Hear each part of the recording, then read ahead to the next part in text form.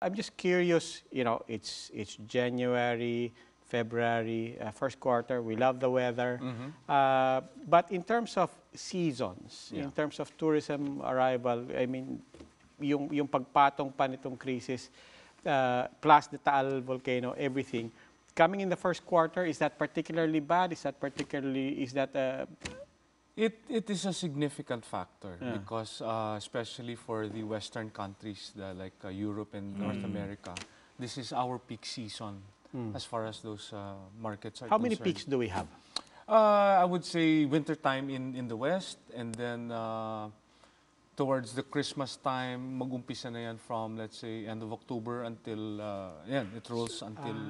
So ganun din, fourth quarter sa kanila and first quarter. Okay. Actually, the tourism industry has gotten to such a point that our low season na ngayon is just 2 months out of the year. It used to be like 3 or 4 months. But since we've gotten so popular within the last few years, we don't even... There's a thing we call the shoulder season, which is in between the peak and the low season. I ask in the context of, we're talking about baka naman pwedeng postpone and so on. But if we lose a certain market in this particular period of the year, mahirap nang mahabol yan. To be pragmatic, yes. No sense in lying about it.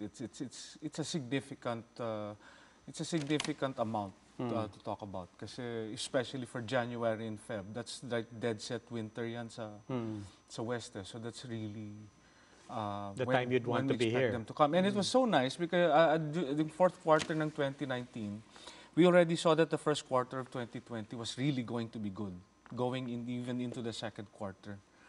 Not only for just the certain markets, but in general, it was going to be good. And then suddenly this hits, and then you take... suddenly you take a hit on your projection. So, in a way, I'm interested to see what the figures will look like. Pero I'm also not happy to find out that it will be. Yung 20 billion, is that a conservative estimate? Or? It's conservative. Kasi the 20 billion was just a projection on the losses that will come from the Chinese market. This is Chinese? Yeah. That's 20 billion pa lang, so I was being optimistic about it. Yeah, but you're taking, as you said kanina, 15% from the South Korean market. So it can be higher. I think DOT has a higher projection